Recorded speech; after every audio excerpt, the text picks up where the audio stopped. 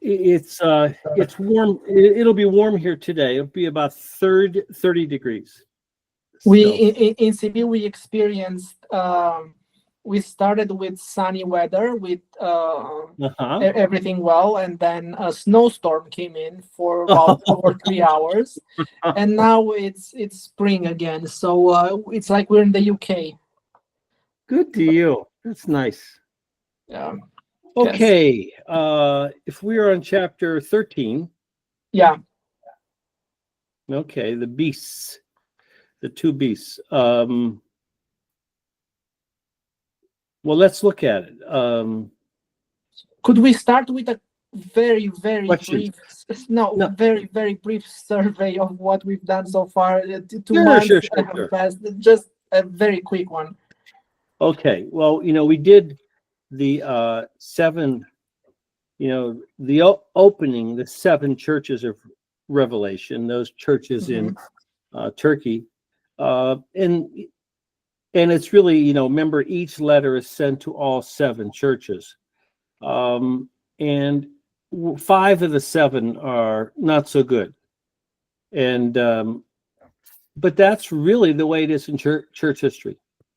At any one point, churches start good, then they begin to there's temptations to compromise, and then sometimes it just begins to happen little by little, and then all of a sudden it gets to a point where people sometimes they can pull it back, and sometimes they can't, and so then people leave and they start a new church, and the process continues. So at any one point, your involvement in your church is somewhere along that continuum.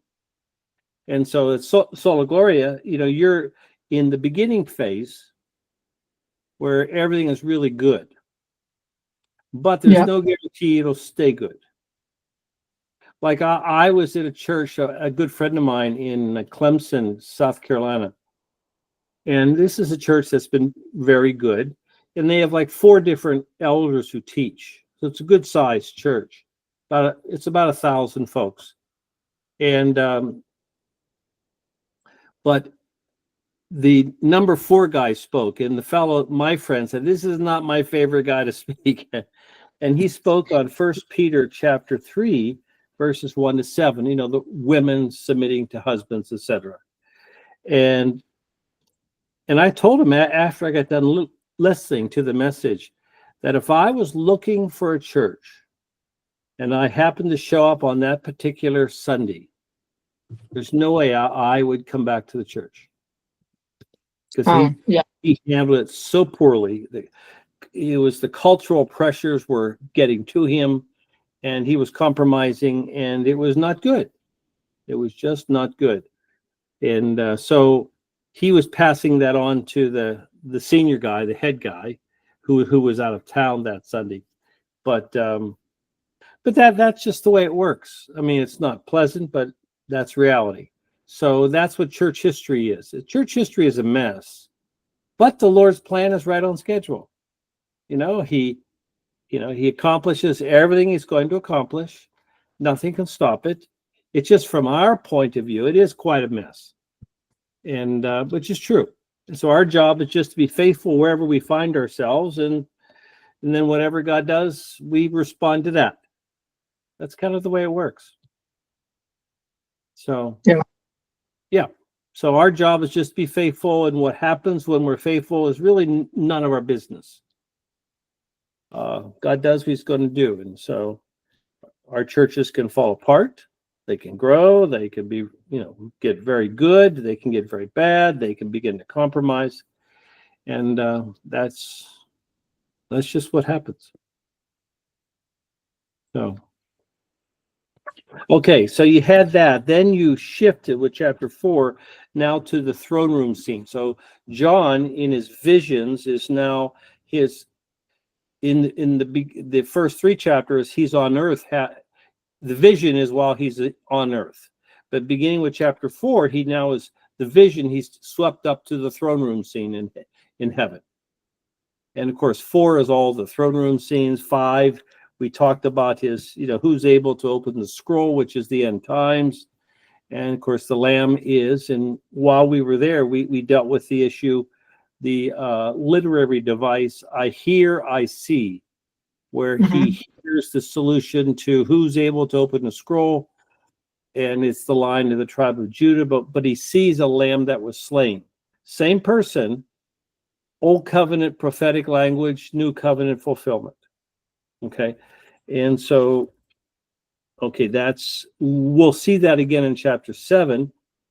Chapter 6, we have the beginning of the 7 seals, because we have 7 seals, trumpets, and bowls. The 7 seals, well, at least they're all the first 4 seals are describing what believers have to go through in the New Covenant era: wars, rumors of wars, things like that. But the end isn't coming yet. That's just part of life. And so at any one point, as believers, we find ourselves, in that situation. So right now, both in America and in Europe, things are fairly calm, except for obviously Ukraine and Russia. But we haven't experienced war for quite some time. So we're very thankful. But this conflict with Ukraine, in Israel with Hamas, we shouldn't be surprised. That stuff will continue until Jesus comes back. So that's what believers have to go through. Okay. And then, remember that. So the 6th seal is the second coming. The 7th seal, introduces the 7 trumpets, which are what unbelievers have to go through during that same period of time, from Pentecost to the second coming, the New Covenant era. Only before that happens, the believers are sealed, okay? And then he describes who are the believers. Then he does this: I hear 12,000 from each tribe, but I see a great multitude that no one can count, from every tribe, nation, and tongue. Okay, it's the same group. And because in remembering that visions are not literal, they teach truth, but using imagery, because that's what we see the role of visions in Ezekiel, Zechariah, Daniel. That's what we see. So, and of course, the numbering of the 12 tribes, the names of the tribes, this is a grouping that exists nowhere else in the Bible. Like, where is Ephraim? Where's Dan? It's just, there's, theories as to what is going on, but it's not literal. It's not literal. So that brings you then to the 7th seal in chapter 8, which introduces the 7 trumpets, which is what unbelievers have to go through. These are difficulties in life. They seem to be a lot of natural disasters, things like that.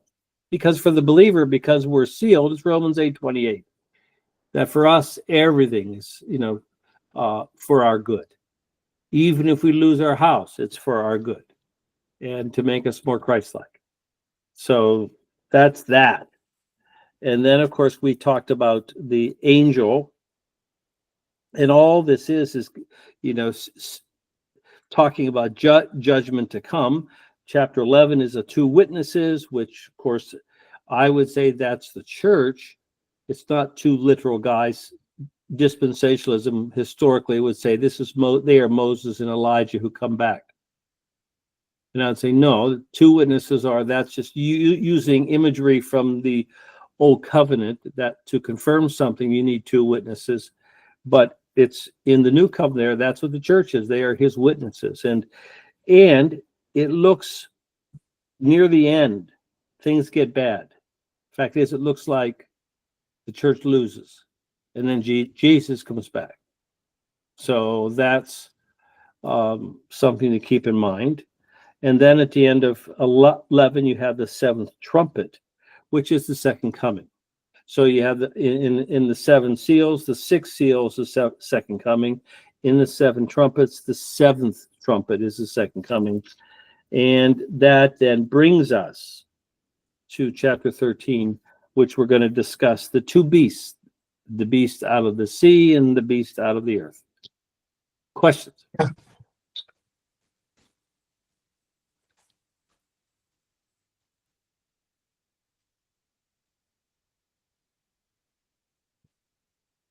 So in the book of Revelation, there are things that are current. That would be the letters to the 7 churches. There are things that are going on from Pentecost to the second coming, the new covenant era. That's also true. And then there's, of course, everything is pointing ultimately to the actual second coming. So you have all 3 perspectives are found there.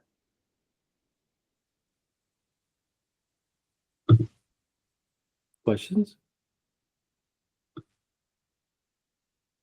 No. I think we're good. Okay. So chapter 13.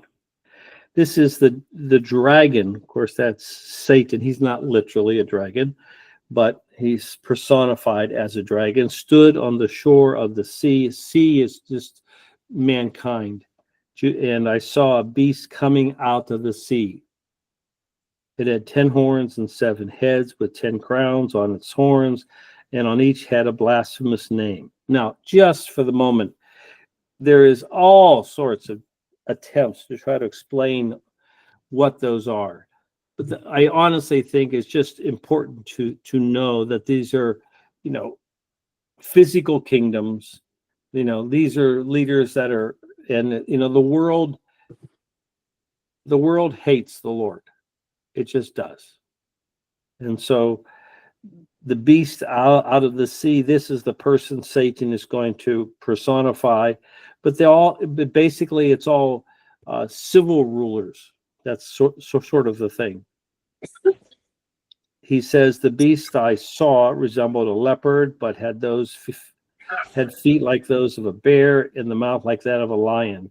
Why would you depict those 3? Well, you're just talking about the animal kingdom, the strongest, the fastest, the greatest sort of thing. That's all it is.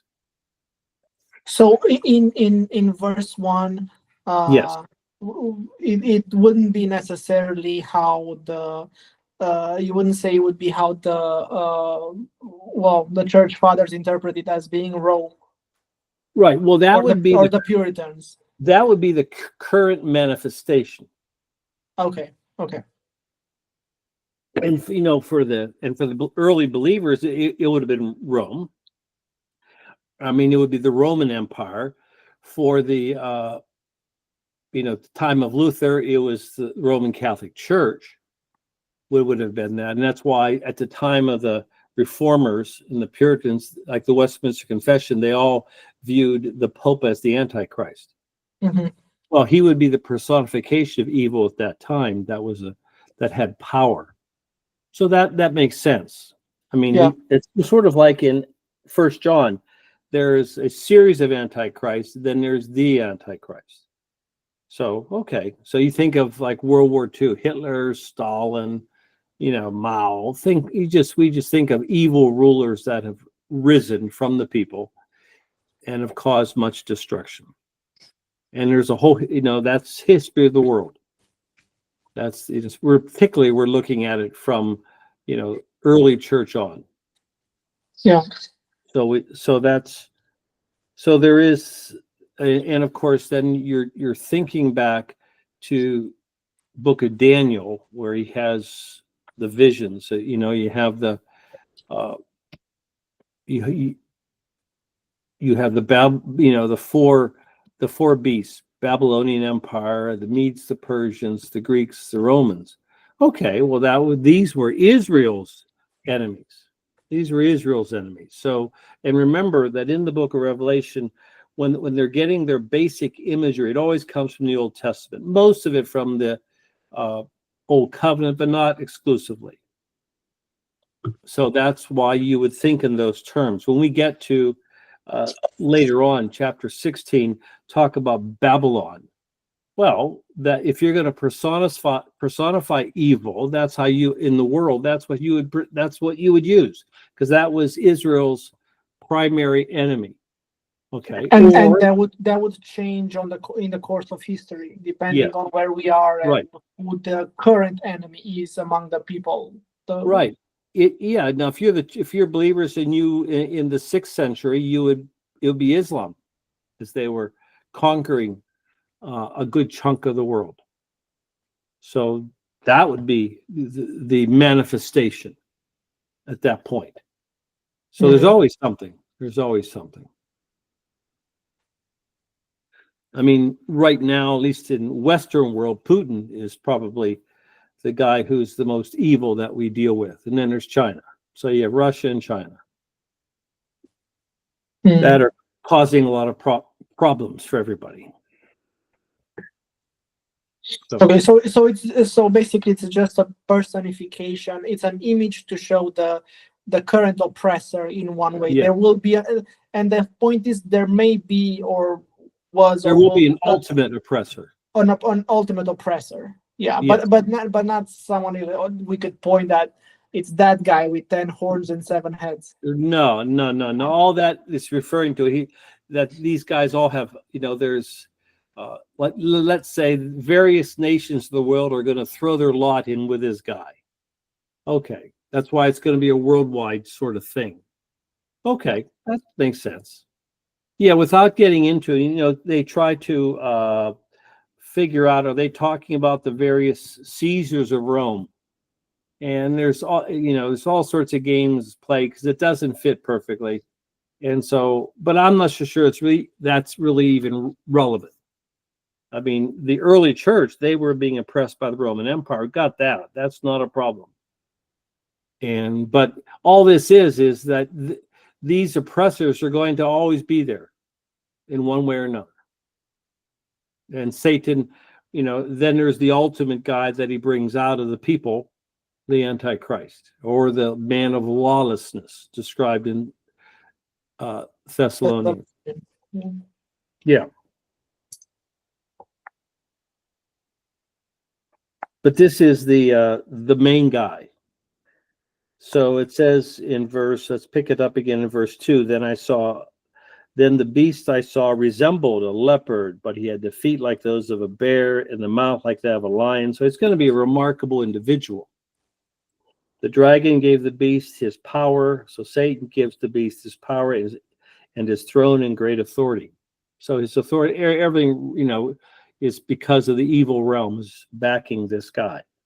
One of the heads of the beast seemed to have had a fatal wound, but the fatal wound had been healed. So there's something spectacular that would take place. That sort of gives him credibility that way. But it's just from the evil realm. The whole world was filled with wonder and followed the beast. Well, yeah, because the world is described as Babylon back in chapter 15, 16. It's described as Babylon. Remember in Pilgrim's Progress, Christian, the way to the celestial city, you had to go through the town of Vanity.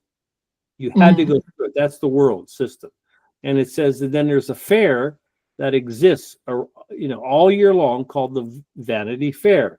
And it's all the enticements of the world to try to, get the pilgrims off the path. Oh, that's, we're told in 1 John, don't be of the world. Okay, well, that's the idea. That's the idea. So the idea, it's only, I suppose at this point we make a comment regarding post-millennial view that the gospel is going to cover the earth so that not everybody's a believer, but there's so many believers that the whole world is Christianized. And then Jesus comes back at the end of a golden era. He comes back, and that just doesn't seem to be what this is talking about. People worship the dragon because he had given authority to the beast, and they also worship the beast and ask, who is like the beast? Who can weigh wards against it? Because everybody comes into the world as a result of Adam's sin, a God hater. Yeah. If you think in World War II that the Germans were more evil than anybody else, that's not true. The Lord allowed them to believe lies, and same thing could happen in Romania or United States. It doesn't, because everybody is fundamentally a God hater. And has the potential for that. Yes, we all had the potential. Absolutely. It says the beast in verse 5 was given a mouth to utter proud words and blasphemies and to exercise its authority for 42 months. That would be 3.5 years. That goes back to the book of Daniel, which seems to indicate just a limited period of time. In some contexts, it's a limited period of time, because they refer to 42 months or 3.5 years or 1,260 days. It's all the same thing. It opened its mouth to blaspheme God and to slander his name and his dwelling place and those who live in heaven. It was given power to wage war against God's holy people and to conquer them. This is like the book of Job. Satan was given the ability to do that, but God controls him. The same sort of a thing here. So it's like the woke stuff, or the gender stuff. It's irrational. It sounds scientific. It's crazy, but he causes people to believe a lie. That's what he does. And all of a sudden they become more difficult. Other times he calms it down. Yeah. But so God haters can be really nice neighbors or family members, but they really just hate God, the God of the Bible. They may be profoundly spiritual, but they're God haters nonetheless. And for believers, it's important that we understand that, because we can fall into this false sense of, these people are just nice, so everything is okay, when that's not true. They only seem nice because you haven't pushed them at all to discuss the Lord. Yeah. Nice neighbors can become very difficult if you want to talk to them about the Lord. Okay, verse 8. Questions as we go, please. All the inhabitants of the earth will worship the beast, all whose names have not been written in the Lamb's book of life, the Lamb that was slain from the creation of the world. Okay, this is true. And once again, he's reminding us that, Matthew chapter 7, narrow is the road that leads to life, only a few find it. That just as in Romans 9 through 11, only a remnant of physical Israel is going to become believers. So when we talk about believers in relation to the world population, we will be a remnant. And it's always going to be that way. You can talk about, I remember Campus Crusade, now known as Cru, would say, we're going to save the campus, we're going to save the city, we're going to save the state, then we're going to do the world. And it sounds wonderful. That's not going to happen. You will save a few in the university, a few in the city, a few in the state, a few in the country. Yes, that's what you will do.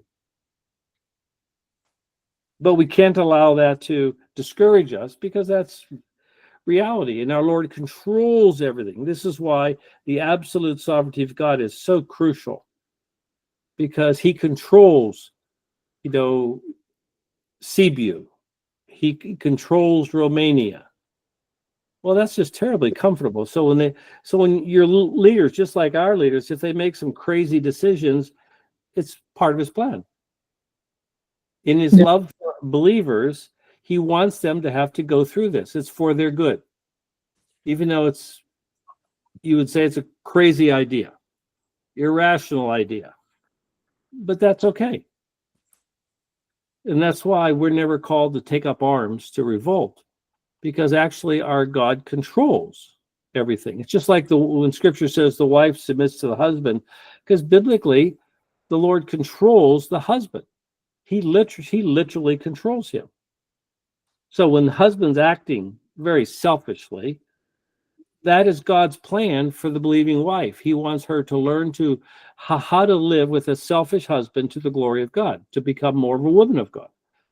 And vice versa. When the wife becomes just very difficult, the Lord still controls it. Yet he cannot be blamed for the sin, because he's never allowed to be blamed.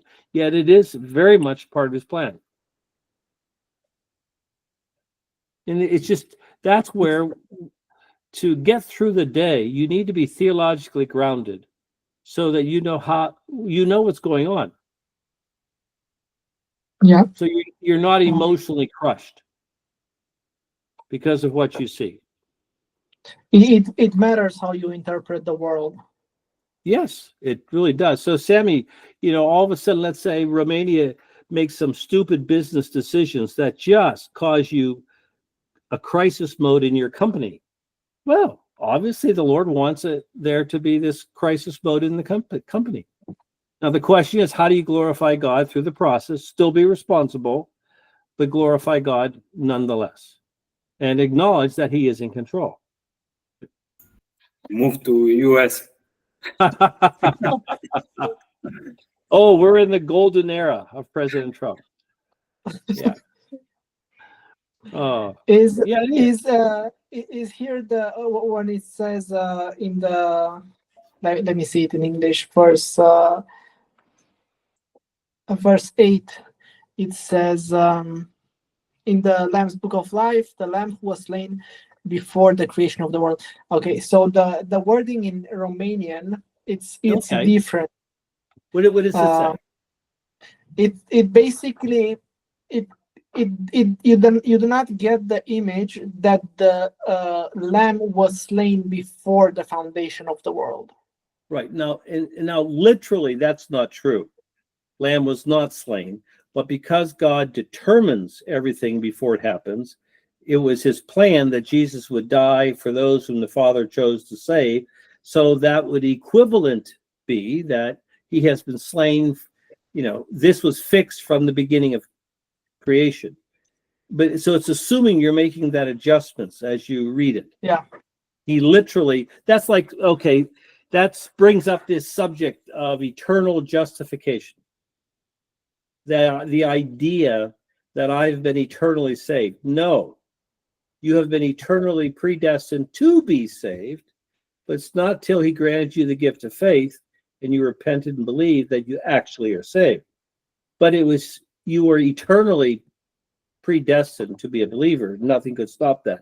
Well, that's kind of the way it is. So some people get caught in the idea, this is sort of a form of hyper-Calvinism, that you are eternally justified. No, you are eternally guaranteed to be justified.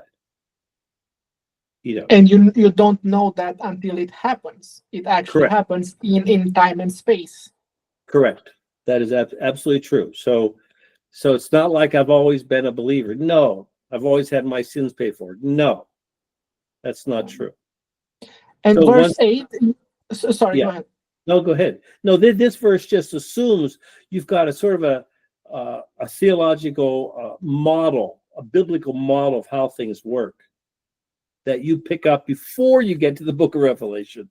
That's why you never start the book of Revelation. You get your biblical foundation established, then you try to understand the book of Revelation, because it assumes that you've got it in place.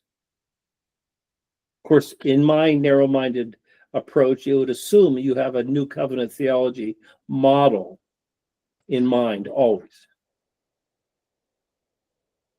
Would you use, verse 8 seems the best one to defend the supralapsarian view, right? Well, could be, because in Romans 9, remember when God chooses those who are going to believe, it says the basis of his choice was nothing that they would do good or bad. That's really more of a supralapsarian approach. That is, that God makes the choice before the fall. Yeah. Okay. Yet we would all agree that in other places, it's just the opposite. God always assumes that we are in sin, we've fallen. And then it just assumes that. Both are true. That's why I'm not I don't really go on either side. It just depends which portion of scripture we're reading, what they want to emphasize. So Romans 9, they want to emphasize that God just sovereignly makes the choice. That's it. And otherwise, that, we are supposed to always view people as lost, because of they're come into the world because of original sin. They're just God haters and lost, which is also true. So it just depends which portion of Scripture you want to use. Okay, At least thank you. that's my take.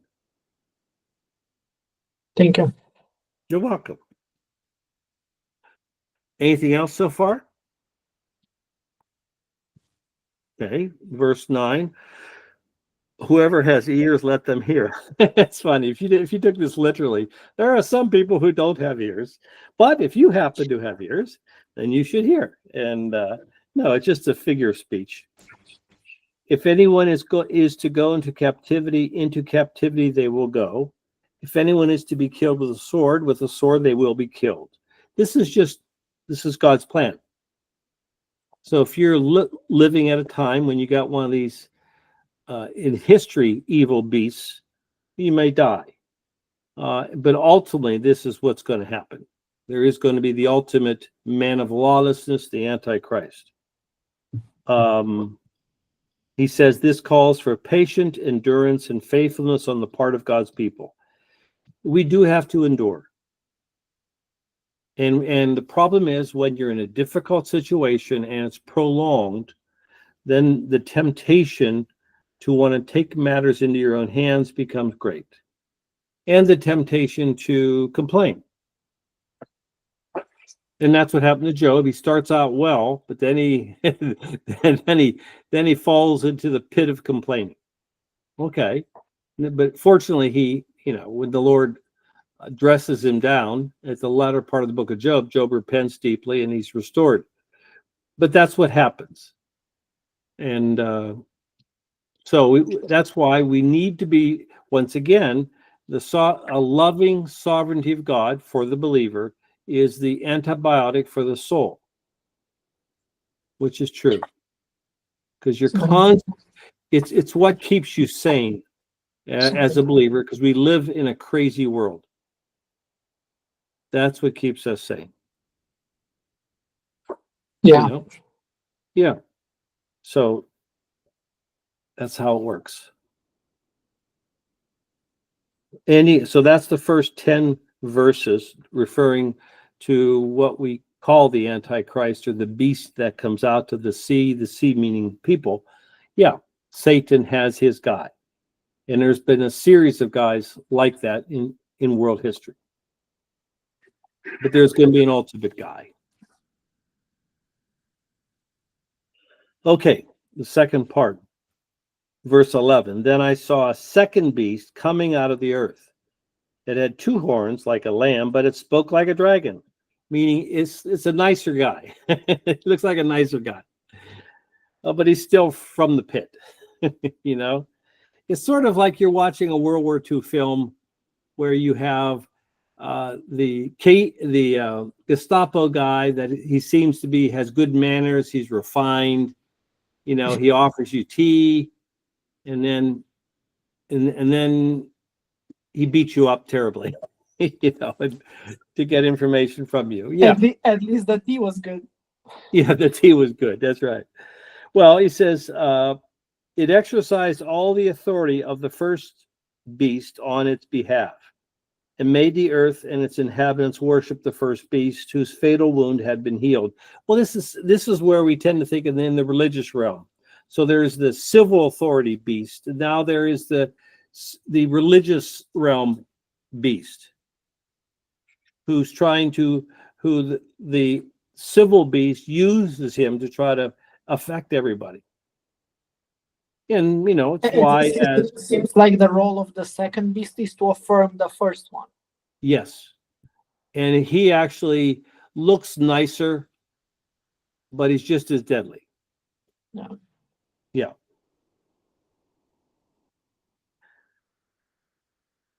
And it performed great signs, even causing fire to come down from heaven to the earth in full view of the people. Because of the signs, it was given power to perform on behalf of the first beast. It deceived the inhabitants of the earth It ordered them to set up an image in honor of the beast who was wounded by the sword and yet lived. So this is interesting, is that they're this is the religious realm, which is why you can see why the Pope would be a natural person to look to. Because like the current Pope, he's a very evil guy. He doesn't believe anything. He's the perfect Pope. But of course, he doesn't exercise any actual power. In Pilgrim's Progress, Christian is walking and they pass by two guys called Pope and Pagan. And now they're old guys that just mumble and that they can't do much because pagans don't control. This is in England. They don't control England anymore. And the Pope, of course, the Catholic Church has been stripped away because the King Edward, not Edward, the king wanted to set up his own church. And so he ultimately kicks out all the Catholic priests, takes over the monasteries. Okay, well and that's true. But he just set up his own version of the same thing. That's all. This is the way it is. So for believers, we are all, especially in America, the idea that somehow believers, we're the best thing for the country and everybody should recognize it. That's not true.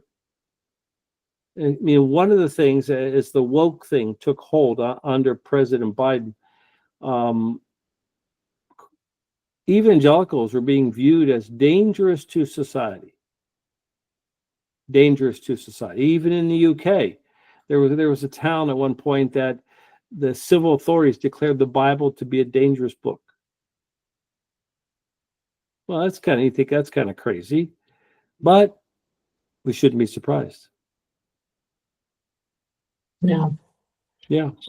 Do you think, and this is a hypothetical, do you think just from a pragmatic point of view, obviously there's no theology that would, well, some would argue there is, but what they're trying to do in some states, having the 10 Commandments in school, would you support that?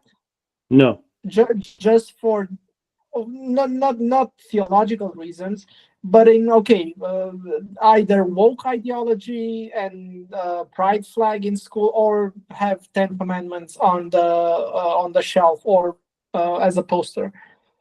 Well, first of all, it misrepresents God. That's not the summary of what his requirements for people this side of Pentecost. So you're misrepresenting God. So that's not good. Of course, you would say put down John 13, 34, and 35, but of course, no one's going to do that. Love as Jesus loved. America is a classic illustration of civil religion. It is, where there's a thin veneer of Christianity that tends to be over much of America. Particularly, I came from down south. The last 2 weeks I was teaching, and there are more churches than you can imagine. They're everywhere, but it's only very shallow, very shallow. Okay, well but it's not biblical Christianity. It's not. And so you would not, yeah. Yeah, so of course, Great Britain was the example of that first, with the Church of England. The idea that you could have an actual denomination church for everybody is crazy. That's tied. Queen Elizabeth was technically the head of the church, and now Charles is the king. He's the head. Practically, it's the Archbishop of Canterbury, but the king is the actual head of the church. Well, he doesn't believe anything, Charles. And okay, well, it's just crazy.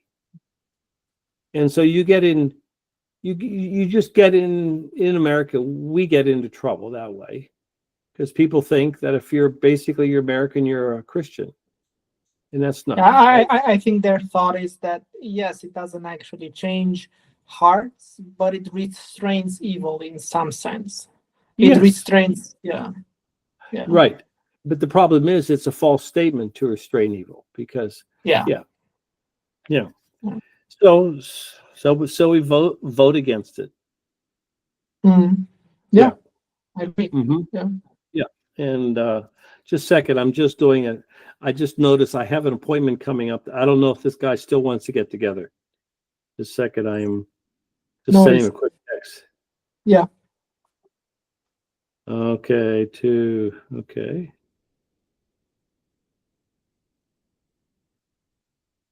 Since I've been gone for a couple of weeks.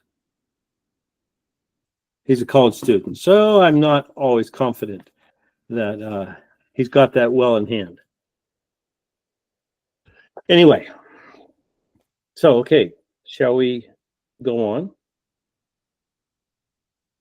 I'll pick it up again, verse 15. The second beast was given power to give breath to the image of the first beast, so that the image could speak and cause all who refused to worship the image to be killed. We think back of Shadrach, Meshach, and Abednego, the time of Daniel with Nebuchadnezzar. But the one thing that's, at least to me, is significant is that the evil realm can do supernatural things. This is not sleight of hand. This is supernatural stuff. And so, and we know that people tend to be, just awed by that no matter what, and they don't consider its source. So if God does it, it's to cause you to love him more. But if Satan does it, it's obviously to take you away from that. And but it is supernatural. I remember Moses before Pharaoh, throwing down his rod and it becomes a snake. Well, Pharaoh's magicians could duplicate Moses halfway through the plagues, and then they couldn't anymore. Okay, so some people try to say, well, that was just sort of sleight of hand. No, it wasn't. It was supernatural. It was just from the evil realm. So inasmuch as God allows them to do evil things, and here it says he's going to. There's going to be supernatural stuff that just causes everybody to want to follow. That's just the way it's going to be. How do you think the passage, Lord, Lord, haven't we done this and that in your name? Matthew 7, yes. Yeah, showing supernatural signs maybe in a way. Yeah. But they are people who think they're doing the Lord's work, and they do have that authority or power or something, and you wouldn't say, okay, this guy is a Satanist or a tarot reader or he does witchcraft in his basement. From what he says, he's actually someone who thinks, at least himself thinks, that he's doing the Lord's work and has that power. Okay, in general, I would agree with you, but you're assuming that he's actually a real believer. And no, he's not. No, he's not. No. Okay, if he's not a real believer, he's deceived, because not that many people actually worship Satan. That is a rare thing, because people they think they're being spiritual, but they don't know it's from the evil realm. They don't know that. And because part of sin is self-deception. Because I know in my life as a teenager, I just didn't give God a thought. Well, I was just so self-deceived. And I just was. Until he opened my eyes. That's what happens. What is it? Someone said once, the world is waiting to come to Christ. And my point was, not my world. They're not waiting. Yeah, no, but what I mean is, you didn't have powers. You weren't a believer, but you didn't have. But you think of Simon the magician, Book of Acts. He could do some remarkable things. But they were not the Lord. Yeah, but he was looking for them in a sense. I mean, he's named the magician. Yeah, he wanted to. He saw what Peter and John were doing, and he I wanted copy. that power. He wanted that power, and because it was an actual supernatural power. Yeah, I think that we get, in the Western world, we get lulled into an anti-supernatural mindset that is not healthy, because there is supernatural stuff even in the evil realm. Now, we just don't overtly see it in our day to day. We just don't do it. Maybe parts of Africa, you would see it much more, but we don't, because there's different ways to go to hell. I mean, to be a secular individual, which is a Western person, yeah, that's a great way to go to hell. So why would Satan want to, cause a disruption in that? If you think you're just into everything is just of this world, you're intellectual, okay, so then you go to hell that way. I mean, natives in Africa who believe in animism, there's a god under every tree, they're going to go to hell that way. It's just myriad of ways to get to hell. It's sort of like C.S. Lewis's book, the his interactions with his mythical between a senior demon and a junior demon, trying to handle this believer. What is it? What is, my mind is blank. The screw type letter. Yeah, screw tape letters. Yes, screw tape letters. Sure. Well, it's really, actually, that's a very helpful book, because it reminds you that we live in a supernatural realm, and that means evil also. And why do we think in Ephesians 6, well, we are told to put on the armor of God? Because there is more going on than what we can see. And it's an evil realm, and we can't see it. But we're going to experience the effects of it. So you're supposed to beware. And of course, then the armor is just metaphors for responding to life from a biblical point of view. That's what we do. But we're aware, just, when you go out of the house, you don't go out without your armor on. That's the idea. Yes, Sammy? It's not a different manifestation and a power of the evil in the new covenant.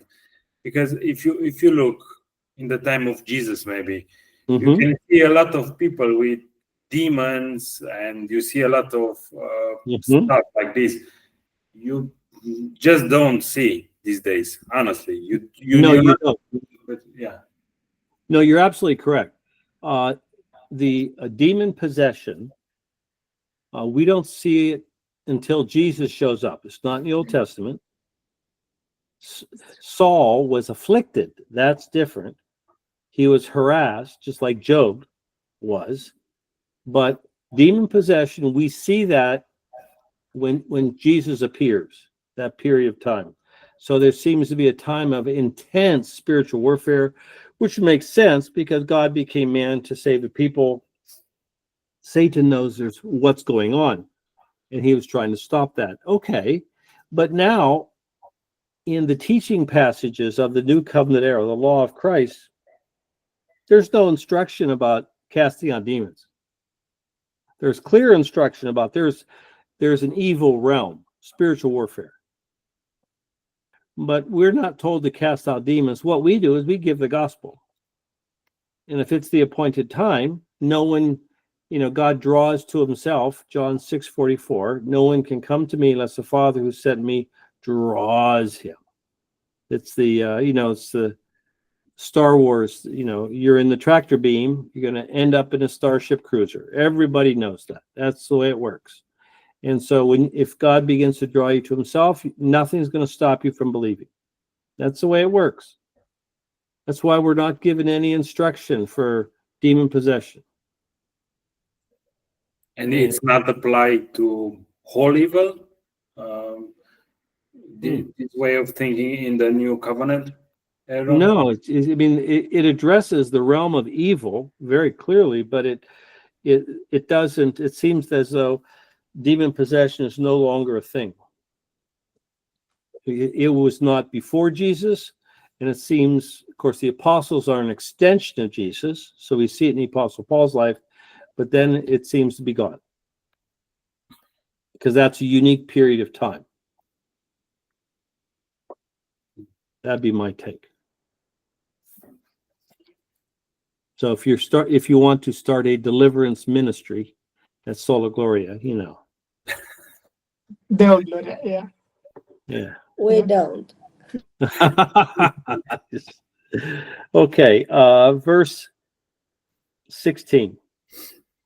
It also forced all people, great and small, rich and poor, free and slave, to receive a mark on their right hands or on their foreheads, so that they could not buy or sell unless they had the mark, which is the name of the beast or the number of its name. The idea, of course, we'll talk about, it's simply, you can play games with 666, but it's basically the number of man, because the biblical number for completeness is 777. And so this is a satanic counterfeit. I wouldn't lose sleep beyond that. But the idea is, notice it's they receive a mark on their right hands or on their foreheads. This is just repeating the Mosaic law. When it talks about, when they're describing a person, it's what they think and what they do. Well, that's your mind in your right hand, because most people are right-handed. I'm left-handed, so we're always, my people in Scripture are always going to hell, but that's beside the point. But it's the idea of, it's what you think and what you do. Your hand is what you do. Your mind is what you think. So when you're describing, if you're going to be experience, this persecution, it says you receive the mark on the right hands or on the foreheads. The idea of, it's just you commit to this. That's all. So the mark of the beast, everybody, we'll get to that a little bit later. Everybody gets a mark. So if you're a believer, you got the sealing of the Spirit. If you're an unbeliever, you got the mark of the beast. It's not a literal mark, but everybody. There's only two groups of people in the world. The people of the Lord, the people of the devil. That's it. There's always just two groups. But fortunately, you can change sides if you believe. That's from one side only. One side, right? You can. Yeah, that's what is it? Another book by C.S. Lewis, The Great Divorce, where the guys in hell, it's like a retirement community. They're given a weekend bus trip to heaven, and actually, all but one want to go back to hell because they find heaven so uncomfortable. He's brilliant that way in describing the concept. Not that C.S. Lewis is theologically the best example, but he is a good writer. So yes. Okay. So wait, if they actually make a chip that I can put in my hand to actually pay like that, I should do it. I will do it. Actually. Sure you should, because I can pay with my Apple Watch. Sure. Right. See, you could pay that way. You can use them on subways. You just use that. Yeah. I'll line up for. Yeah. So I like that. For me, traveling, that's just made traveling very easy in comparison, because you just like the subways, I just use my phone, whatever, and I don't have to buy a ticket. It just automatically takes care of it. So, okay, then it says this calls for wisdom, verse 18. Let the person who has insight calculate the number of the beast, for it is the number of a man. That number is 666. The number of man, that's the whole point. That is the point. And isn't this it's 616 in the Greek, right? In at least some of the Septuagint. Yeah. Because when you say that the Greek version of the Old Testament, it's not one thing. It's a family of things, family of manuscripts.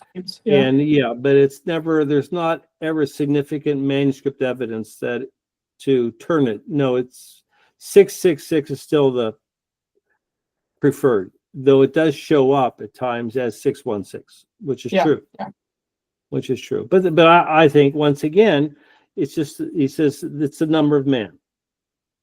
Number of man. Okay, it's not a number of God, it's the number of man.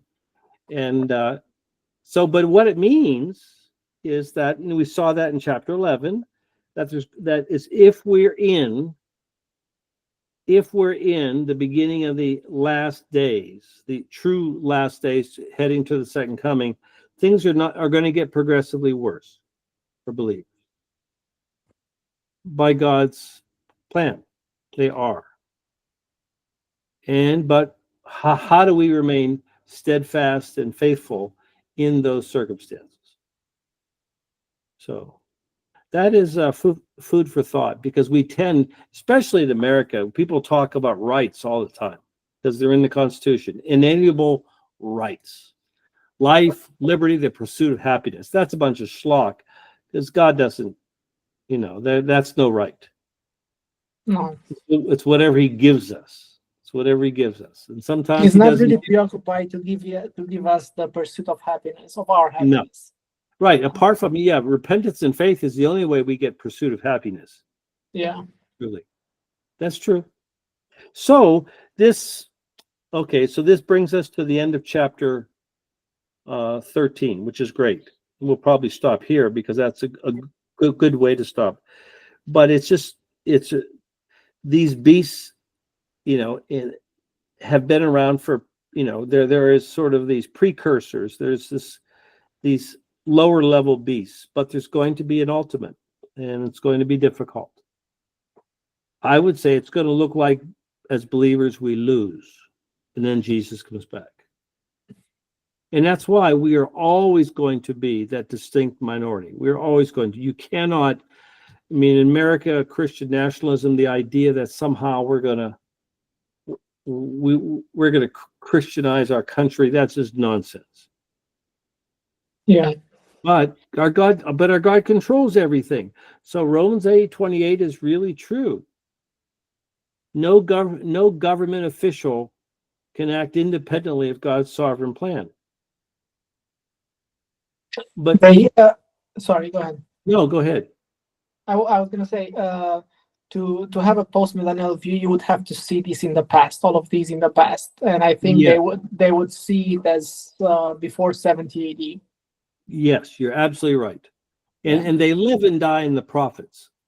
Yeah, not the New Testament, because that's not what you would get if you just read the New Testament. And so from my point of view, if because of tariffs, inflation goes bad, prices go up, it's Romans 8:28 for you and me as we go to the grocery store. Yeah. That's the way it is. We never have an opportunity. We never have the basis of complaint. Never. And actually, you buy into that, it's actually very freeing. Because in his love for us, he just wants us to pay a lot more for eggs. Actually, the price has gone down tremendously in America for eggs. And there's plenty of eggs. But short-term crisis. Yeah. It's like short-term crisis and COVID on toilet paper, which you didn't understand because there's no connection. If COVID gave you the runs, that would be one thing, but it didn't. But there was a run on toilet paper, and you can never figure that one out. Why is there a run on toilet paper? That's the one thing we don't want to be unprepared for. That's right. That is it. It is. Oh my. But as believers, we actually are freed up to have joy and have an abundant life. Mm. We really do. It's just how we respond and how we look at everything. And therefore you have to be careful.